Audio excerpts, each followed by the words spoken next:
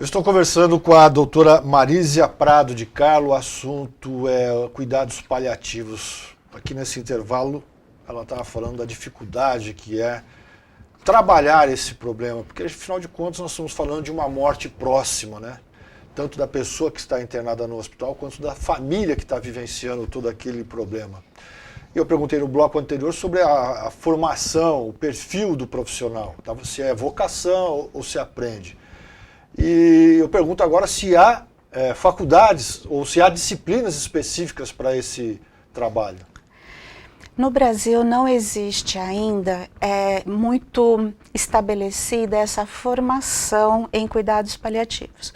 Muito recentemente, faz 2 anos, que o Conselho Federal de Medicina aprovou a área de atuação em cuidados paliativos para diversas especialidades médicas. E o nosso conselho, porque eu sou terapeuta ocupacional, nosso conselho federal de fisioterapia e terapia ocupacional aprovou que a terapia ocupacional tenha também a área de atuação em cuidados paliativos. Acredito que a partir dessa nova definição, progressivamente, todas as profissões da área da saúde e de humanidades vão ter que repensar a formação profissional, incluindo também esse conteúdo. Aqui em Ribeirão Preto, nós fizemos uma pesquisa de iniciação científica há alguns anos e verificamos que nenhum curso tinha esse conteúdo. Faz pouco tempo isso. Né? Agora, a terapia ocupacional, já há alguns anos, eu ministro esse conteúdo e este ano foi aprovado pela primeira vez a criação de uma disciplina de graduação integrada entre o curso de medicina e o curso de terapia ocupacional, chamado Cuidados Paliativos, uma perspectiva multiprofissional. Ele vai ser oferecido pela primeira vez agora em dezembro, tá? E como disciplina optativa. Nós esperamos que a partir dessa iniciativa, ou profissionais e estudantes de outras áreas também tenham esse interesse. O grupo de cuidados paliativos do HC já promoveu muitos eventos. Capacitação, nós tivemos lá um auditório lotado na unidade de emergência, fizemos vários cursos, vários congressos, né? E são poucas as instituições que têm avançado nesse sentido. Atualmente, a partir do ano passado, surgiram as primeiras residências médicas em instituições específicas para isso, como o Hospital do Servidor e o Hospital de Câncer de Barretos. Aqui, nós já temos também há 2 anos, residentes médicos que passam conosco no serviço de cuidados paliativos. Mas, certamente, isso vai ter que ser ampliado, né? Na graduação em medicina, a única disciplina que aborda esse conteúdo é o eixo filosófico, não é assim, de humanidades, no sentido de que se aborda os temas de bioética, né? A eutanásia, a distanásia e a ortotanásia. Nós entendemos o cuidado paliativo como ortotanásia, né?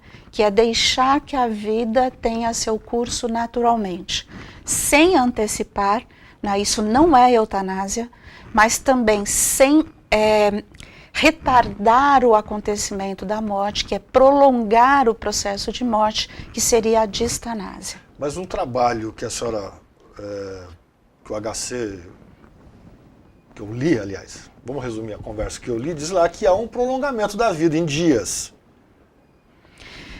Veja, o que há é um prolongamento da qualidade de vida. Há 2 anos foi publicado um artigo no British Journal de uma pesquisa fazendo uma comparação entre pacientes que receberam cuidados paliativos e pacientes que não receberam cuidados paliativos num determinado tipo de câncer. E esse trabalho foi muito revolucionário, porque ele mostrou efetivamente que quem recebe cuidados paliativos pode sim ter um aumento da sobrevida. Mas por quê? Não porque a gente vai curar a doença, o objetivo não é esse. Mas na medida em que essa pessoa tem mais atenção, tem mais cuidado, tem mais respeito, né? Que a equipe está preocupada com o manejo de sintomas, certamente ela pode ter um prolongamento da vida. É importante dizer isso porque muitas pessoas acham ainda que o cuidado paliativo antecipa a morte. Existem muitos pacientes e, principalmente, existem muitos profissionais que não encaminham um paciente com essas características para o cuidado paliativo, porque eles acham que ir para o cuidado paliativo significa que mais nada vai ser feito. E isso não é verdade. Então há recusa. Existe recusa. Tem pessoas que têm muito medo de falar sobre a morte. Não só pacientes e familiares, como também profissionais.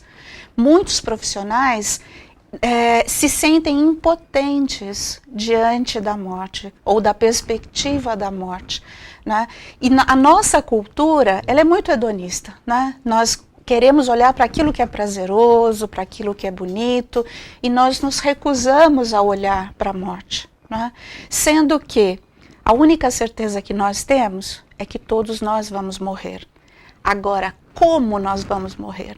Com que qualidade de morte? Qual é a estrutura do HC para esse atendimento e qual é a estrutura no Brasil para se cuidar dessas pessoas nessa situação? Umas continhas que fiz aí, pelo menos 200 mil pessoas no Brasil precisariam desse atendimento hoje. Muito mais que mais isso. Mais de 200 mil. Pelos cálculos da Organização Mundial da Saúde, se você for levar em consideração o tamanho da nossa população, certamente é muito mais que isso. Portugal, que é um país muito menor que o nosso, tem mais serviços de cuidados paliativos do que o Brasil inteiro, né? Nós estamos em torno de 50 serviços no Brasil, sendo que, devido ao envelhecimento populacional, né, nós temos mais idosos, o aumento do câncer, o aumento de outras doenças neurodegenerativas, essa população é cada vez maior. Então, aqui no HC, em 2009 foi aprovada a criação do serviço, em 2010 começou o atendimento da equipe multiprofissional, né, composta por médico, enfermeiro, psicólogo, TO, e essa equipe é um serviço de interconsulta que atende o hospital inteiro, mas o HC Campus, né? Nós já atendemos nesse período, desde 2010, a mais de 1.200 pacientes, né, de todo o hospital, só o HC Campus, né? No Brasil, nós precisamos realmente aumentar o número de serviços, né? No mundo inteiro, esse trabalho já é mais avançado. Mas né? o Brasil tem disposição, a senhora percebe disposição no governo para, seja ele qual nível for, de criar esses grupos? Olha, nós temos tido avanços importantes, né? O Ministério da Saúde, ele tem dentro do programa de atenção básica, existe um grupo que trabalha com doenças crônicas. E este grupo retomou, há pouco tempo atrás, a elaboração da Política Nacional de Dor e de Cuidados Paliativos, né? O governo sabe que o número de doenças crônicas cresce muito, né? E que o Sistema Único de Saúde não está preparado para isso, né? Então, nós ainda temos visto pacientes morrendo nas unidades básicas de saúde, né? Nos box das unidades de emergência, né?